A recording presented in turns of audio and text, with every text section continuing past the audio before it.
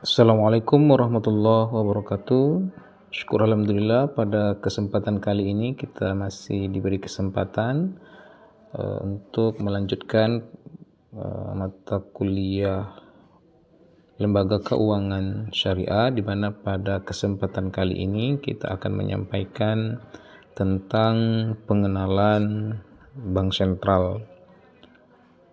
Kenapa Bank Sentral penting untuk kita ketahui? Salah satunya adalah Bank Sentral sebagai otoritas moneter. Kebijakan Bank Sentral sangat berpengaruh terhadap seluruh kegiatan ekonomi suatu negara. Kita ketahui dalam hal Bank Sentral berfungsi sebagai mengatur lalu lintas pembayaran. Bank Sentral juga sangat vital dalam menjaga stabilitas sistem keuangan. Di negara berkembang, pada umumnya sektor keuangan masih didominasi oleh industri perbankan. Bank Sentral sebagai mitra strategis dan penyeimbang bagi otoritas fiskal dalam menjaga stabilitas ekonomi makro suatu perekonomian.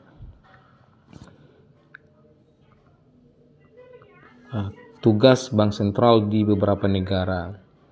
Di negara-negara juga seperti Malaysia, Selandia Baru, Afrika Selatan, Brazil, sampai negara-negara berkembang juga ada Bank Sentral yang juga berperan sebagai otoritas moneter mengatur sistem perbankan dan sistem pembayaran. Kita lanjutkan evolusi peran Bank Sentral. Peran Bank Sentral di berbagai negara bermula dari bank sirkulasi dan kemudian berevolusi hingga menjadi bank sentral yang modern dengan tujuan yang fokus dan independen. Bank sirkulasi dan Bankers Bank meliputi tujuan bank komersial, berfungsi sebagai bank sirkulasi, juga sebagai bankers, bank leaders of the last resort. Peran kebijakan moneter, perbankan dan sistem pembayaran terbatas. Bagaimana Bank Sentral dahulu? Bagaimana peranannya? Peran kebijakan moneter, perbankan, dan sistem pembayaran meningkat. Kadang masih sebagai bank komersial, sebagai bagian dari pemerintah termasuk pembiayaan fiskal dan program pemerintah. Tujuan secara keseluruhan adalah Bank Sentral itu adalah untuk mengatur inflasi, kurs pertumbuhan, dan lapangan kerja, dan tentunya neraca pembayaran. Dan bagaimana fungsi Bank Sentral dewasa ini, yaitu sebagai tujuan tunggal, yaitu stabilitas harga untuk pertumbuhan ekonomi. Fokus pada 3 tugas, yaitu kebijakan moneter, perbankan, dan sistem pembayaran. Di samping itu juga independen dari pemerintah dengan koordinasi dan penguatan akuntabilitas dan transparansi.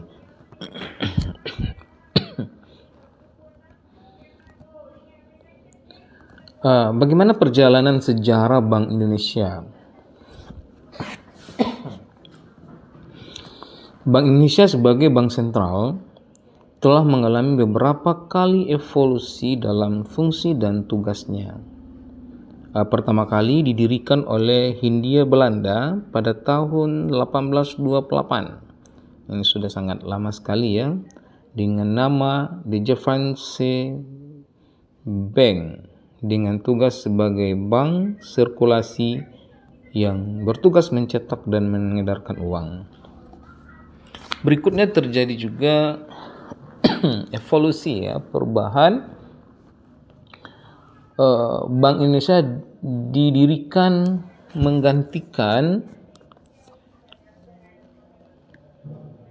DJVNC Bank dengan Undang-Undang Nomor 11 Tahun 1953, bertugas menjaga stabilitas rupiah, mengedarkan uang, memajukan perkembangan, dan melakukan pengawasan urusan kredit. Dan dilanjutkan pada tahun 1968 dengan Undang-Undang Nomor 13 bahwa melarang Bank Indonesia melakukan kegiatan komersial. Tugas pokok Bank Indonesia membantu pemerintah mengatur, menjaga, dan memelihara stabilitas rupiah, mendorong kelancaran produksi dan pembangunan, serta memperluas kesempatan kerja untuk meningkatkan taraf hidup rakyat. Perjalanan sejarah Bank Indonesia juga mengalami perubahan. Evolusi tugas Bank Indonesia terakhir adalah mengalihkan fungsi pengawasan bank ke Otoritas Jasa Keuangan sejak 31 Desember 2013. Undang-Undang Nomor 23 Tahun 1999 menjadikan BI sebagai bank sentral yang independen dengan single objektif mencapai dan memelihara kestabilan nilai rupiah melalui 3 tugas pokok: melaksanakan kebijakan moneter, sistem pembayaran, dan pengawasan bank. Mungkin adik-adik bisa mencari informasi terkait dengan peralihan Otoritas Jasa Keuangan yang dari Bank Indonesia ke Otoritas Jasa Keuangan. Setelah terjadinya perubahan itu dari Bank Sentral Bank Indonesia ke Otoritas Jasa Keuangan, maka terbitlah Undang-Undang Nomor 21 Tahun 2011 tentang Otoritas Jasa Keuangan yang mengamanatkan agar fungsi pengawasan bank dialihkan dari Bank Indonesia kepada Otoritas Jasa Keuangan sejak 31 Desember 2013. Undang-undangnya mengatur nomor 11 tahun 2011 juga mengamanatkan tugas baru kepada Bank Indonesia, yakni melakukan pengaturan dan pengawasan makroprudensial. Artinya, adik-adik sekalian, bahwa setelah dilakukan perubahan dari pengawasan bank yang dilakukan oleh Bank Indonesia dan pindah ke Otoritas Jasa Keuangan, Bank Indonesia tidak lagi mengatur pengawasan bank. Bank Indonesia tidak lagi melakukan pengawasan bank. Namun yang melakukan pengawasan bank adalah Otoritas Jasa Keuangan. Tetapi Bank Indonesia juga melakukan pengawasan secara makroprudensial, secara makro, secara global, ya, bagaimana mengatur perekonomian melalui lembaga-lembaga keuangan, baik yang syariah maupun konvensional. Ini artinya bahwa Bank Indonesia sekalipun tidak mengatur atau mengawasi bank, namun Bank Indonesia tetap mengatur secara makroprudensial, secara global terkait dengan keuangan dan lembaga keuangan, baik lembaga keuangan syariah maupun lembaga keuangan konvensional. Kita lanjutkan. Bagaimana perjalanan sejarah Bank Indonesia?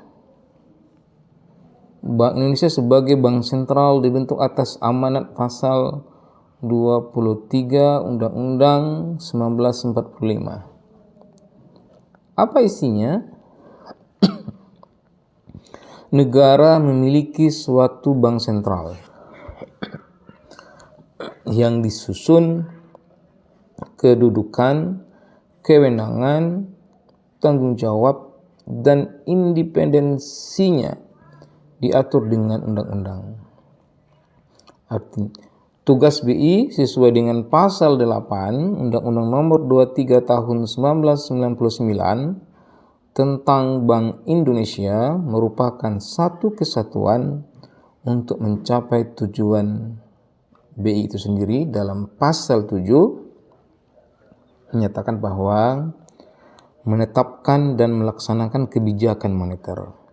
Artinya Bank Indonesia sebagai lembaga independen melakukan kebijakan moneter atau melakukan kebijakan keuangan. Berikutnya adalah mencapai dan memelihara kestabilan nilai rupiah. Bank Indonesia mengatur bagaimana cara menstabilkan nilai rupiah. Berikutnya, mengatur dan menjaga kelancaran sistem pembayaran. Dan mengatur dan mengawasi bank baik makro dan mikro. Inilah yang setelah terjadi perubahan.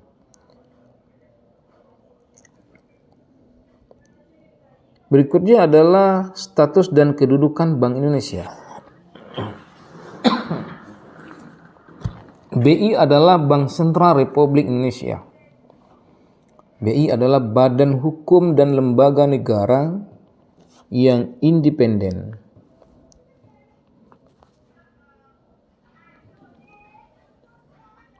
Dalam melakukan tugas dan wewenangnya bebas dari campur tangan pemerintah dan atau pihak lain, kecuali untuk hal-hal tertentu yang secara tegas diatur dalam undang-undang. Status dan kedudukan BI dalam ketatanegaraan Republik Indonesia.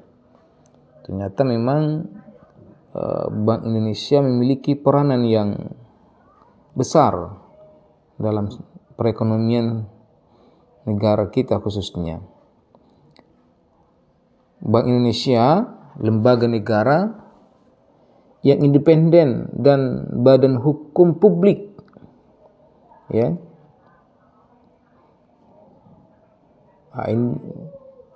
Bank Indonesia merupakan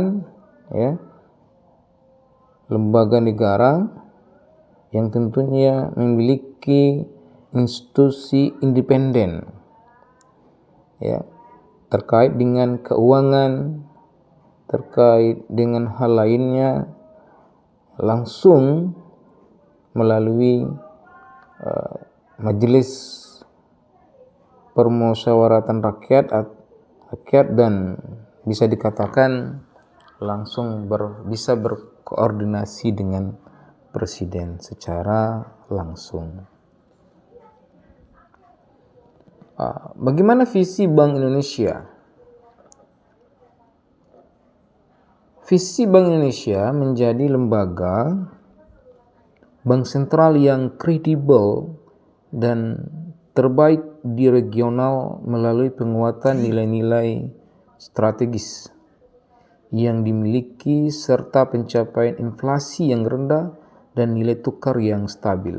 Artinya memang tujuan dari Bank Indonesia itu bagaimana mengatur dan bagaimana menekan inflasi sehingga semakin terkendali. Dan tujuan utamanya adalah inflasi semakin kecil terkait dengan harga. Itu artinya bagaimana masyarakat mampu memenuhi dan memiliki daya beli yang besar terhadap produk-produk yang tersedia. Apa saja yang menjadi tujuan strategis nilai Bank Indonesia itu sendiri? visi Bank Indonesia itu juga, yaitu trust and integrity, professionalism, excellent public interest, and coordination and teamwork. Nah, itulah menjadi visi Bank Indonesia ya, dalam nilai-nilai strategis yang akan dicapai. Berikutnya adalah visi Bank Indonesia.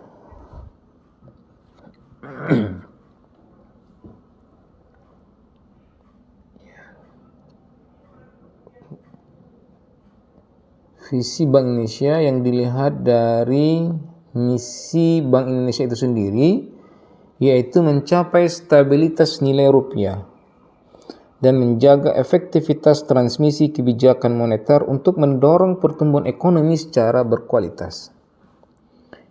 Itu yang pertama. Yang kedua adalah mendorong sistem keuangan bekerja secara efektif dan efisien, serta mampu bertahan terhadap gejolak internal dan eksternal untuk mendukung alokasi sumber pendanaan atau pembiayaan yang dapat berkontribusi pada pertumbuhan dan stabilitas perekonomian nasional.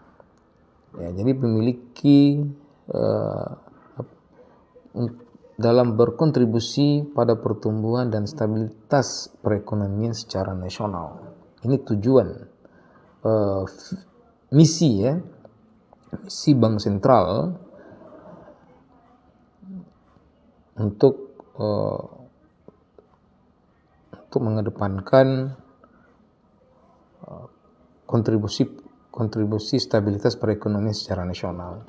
Yang ketiga adalah mewujudkan sistem pembayaran yang aman, sistem dan lancar yang berkontribusi terhadap perekonomian, stabilitas moneter tentunya, dan stabilitas sistem keuangan, dengan memperhatikan aspek perluasan akses dan kepentingan nasional.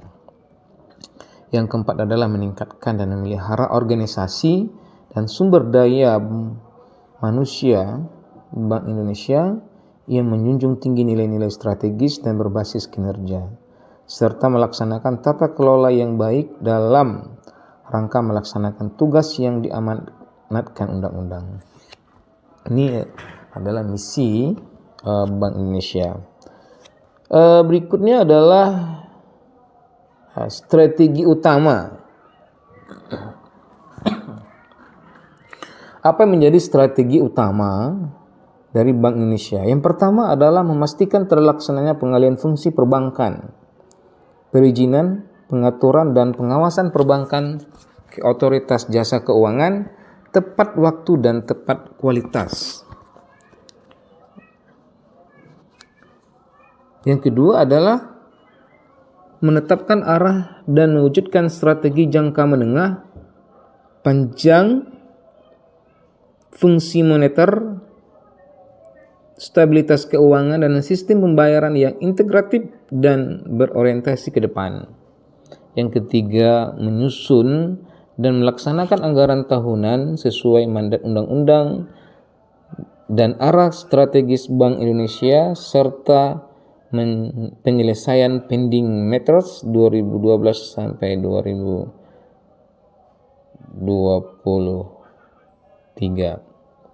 Berikutnya adalah membangun dan memperkuat aliansi strategis internal dan eksternal baik secara ekstensif maupun intensif mencapai untuk melaksanakan dari keempat misi tersebut. Yang kelima adalah membangun organisasi Bank Indonesia yang prima melalui penguatan tata kelola, kultur kompetensi, dan kapabilitas. Nah, ini merupakan strategi utama yang dilakukan Bank Indonesia dalam tujuan untuk meningkatkan ekonomi khususnya di Indonesia. Jika terkait dengan program kerja, ya, bagian dari strategi utama yaitu adalah tugas pokok ya dari Bank Indonesia itu adalah fungsi moneter, fungsi SSK, fungsi SP sistem pembayaran dan fungsi MI ya. Dan dilanjutkan terkait dengan destination statement Bank Indonesia. Pertama adalah ada 10 sasaran konkret Bank Indonesia.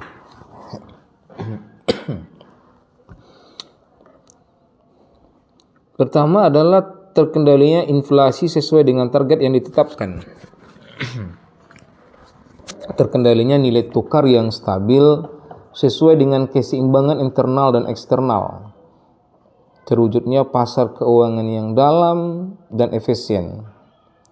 Terpeliharanya sistem keuangan guna mendukung pencapaian inflasi yang rendah dan nilai tukar yang stabil. Terwujudnya sistem keuangan yang semakin inklusif. Terpeliharanya sistem pembayaran yang aman, efisien, dan lancar dengan memperhatikan perluasan akses dan kepentingan nasional. Berikutnya yang ketujuh ya, terjaganya kesinambungan keuangan Bank Indonesia. Yang kedelapan, terwujudnya kapabilitas internal yang kuat. Yang kesembilan, terakumulasi dukung SDM yang kompeten. 10, terpeliharanya persepsi positif terhadap Bank Indonesia. Oke, kita lanjutkan. Bagaimana terkait dengan stabilitas moneter? Bagaimana ruang lingkup kebijakan moneter?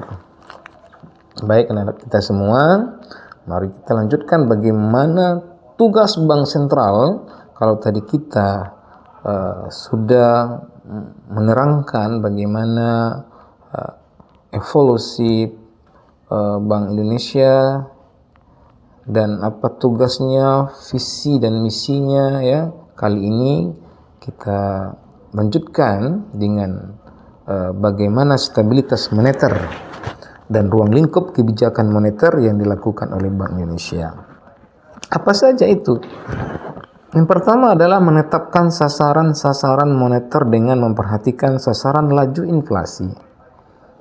Melakukan pengendalian moneter dengan tidak terbatas pada operasi pasar terbuka di pasar uang, baik rupiah maupun valuta asing.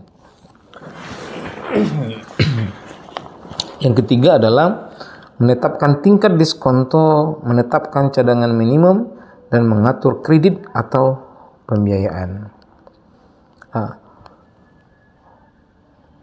Berikutnya adalah terkait dengan stabilitas sistem pembayaran. Ya. Ruang lingkup kebijakan sistem pembayaran meliputi yang pertama adalah melaksanakan dan memberikan persetujuan dan izin atas penyelenggaraan jasa sistem pembayaran. Mewajibkan penyelenggara jasa sistem pembayaran untuk menyampaikan laporan kegiatannya. Dan yang ketiga adalah menetapkan penggunaan alat atau instrumen pembayaran. Berikutnya adalah terkait dengan instrumen sistem pembayaran juga, yaitu terdiri dari instrumen tunai. Ya, ini mungkin ada di saku kita ya. Ada uang kertas, uang logam, ya, instrumen non tunai ada juga ternyata, ada paper based, yaitu termasuk cek, billet, giro, wesel dan lain. Electronic based or RTGS, real time settlement. Berikutnya card based, kartu debit, ATM, kartu kredit. Nah, ini bagian dari instrumen non tunai.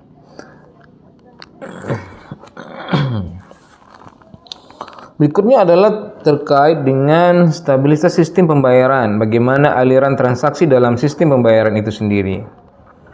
Ya, adanya pembeli, ya, adanya atau disebut dengan payer, adanya flow pembayaran, ya, flow barang, ya, atau jasa, adanya penjual, ya, melalui bisa juga tunai ataupun non tunai, ya. Ya, ada Bank Indonesia, ya, ada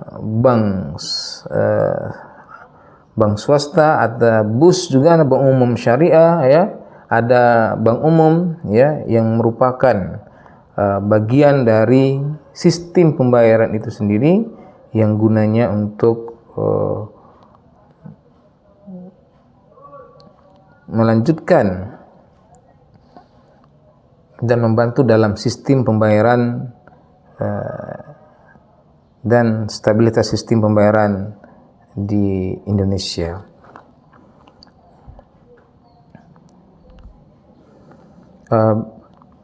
Berikutnya adalah terkait dengan stabilitas sistem keuangan kebijakan makroprudensial. Nah, ini setelah Otoritas Jasa Keuangan Bank Indonesia sebagai pengawasan kebijakan makroprudensial, ya. Sebelumnya Otoritas Jasa Keuangan dan berpindah kepada sebelumnya Bank Indonesia berpindah kepada Otoritas Jasa Keuangan, dan Bank Indonesia tidak lagi melakukan pengawasan tetapi melakukan pengawasan secara makroprudensial. Apa saja yang dilakukan oleh Bank Indonesia? Yang pertama adalah kebijakan moneter, stabilitas sistem keuangan, mengatur dan pengawasan SIBS, dan mengatur atau pengaturan dan pengawasan non-SIBS. Ya, itulah yang dilakukan oleh Bank Indonesia dalam melakukan kebijakan, ya, makroprudensial. Berikutnya adalah, ya,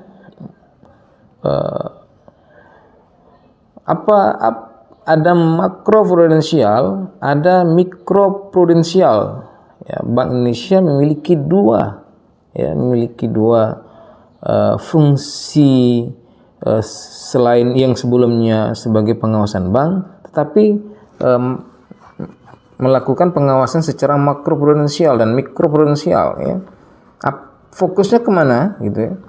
Mikroprudensial fokus terhadap risiko individual bank atau lembaga keuangan, sedangkan makroprudensial fokus terhadap risiko sistemik pada sistem keuangan. Jadi Bank Indonesia juga melakukan pengawasan secara baik secara makro maupun secara mikro. Perlu di dalam mikroprudensial ataupun makroprudensial perlu yang dilakukan adalah koordinasi dan kolaborasi antara kebijakan makroprudensial dan mikroprudensial agar dapat berjalan secara optimal.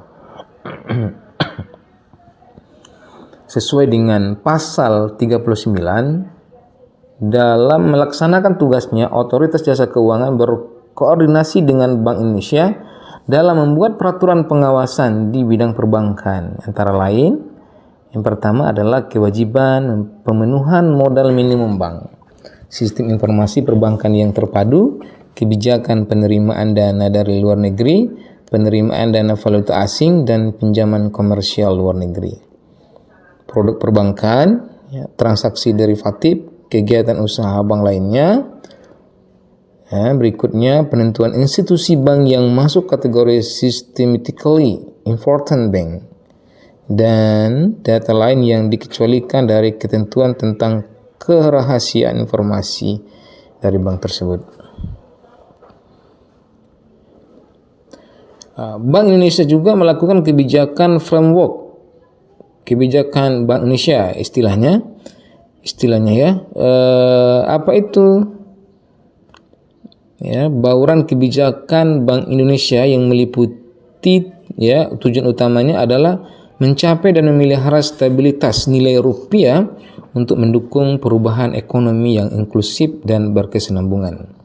Ya, dari sisi stabilitas moneter, ya, yaitu melakukan kebijakan suku bunga, kebijakan nilai tukar, kebijakan pengelolaan aliran modal, kebijakan pengelolaan likuiditas, koordinasi dan komunikasi kebijakan. Melalui stabilitas sistem pembayaran, penyelenggaraan sistem pembayaran, pengembangan sistem pembayaran, surveillance sistem pembayaran, koordinasi dan komunikasi kebijakan. Berikutnya adalah stabilitas sistem keuangan SSK, yaitu surveillance sistem keuangan, kebijakan makroprudensial, pengembangan pasar, akses keuangan, dan UMKM, dan koordinasi dan komunikasi kebijakan. Di samping itu juga Bank Indonesia melakukan kebijakan-kebijakan dalam mengatur sistem keuangan, sistem atau sistem moneter dengan tujuan utamanya adalah untuk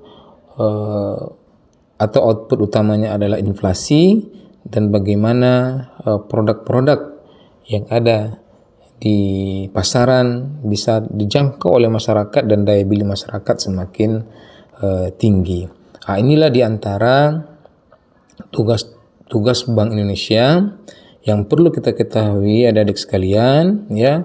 Dan perubahan Bank Indonesia yang dulunya sebagai pengawasan dan sekarang tidak lagi berpindah ke otoritas jasa keuangan, dan itu perlu kita ketahui agar pengetahuan kita tentang tugas Bank Indonesia, dan perlu kita pahami juga, dan tugasnya lebih besar lagi adalah bagaimana sistem mengatur sistem ekonomi moneter, sistem kebijakan yang tentunya itu berimplikasi terhadap perekonomian secara nasional. Oke, adik-adik semuanya, barangkali ini yang Bapak sampaikan. Mudah-mudahan pertemuan melalui video atau audio ini kita memberikan pemahaman lebih, dan mudah-mudahan bermanfaat buat adik-adik semuanya sebagai bahan kajian, menambah wawasan, dan mudah-mudahan bisa menjadi pemahaman yang lebih bagi kita semua dalam mengetahui apa itu bank sentral dan apa itu tugas bank sentral. Baik, adik-adik semuanya, terima kasih atas segala perhatian dan yang sudah mendengarkan materi ini. Mudah-mudahan kita akan ketemu pada pertemuan berikutnya. Terima kasih. Assalamualaikum warahmatullahi wabarakatuh.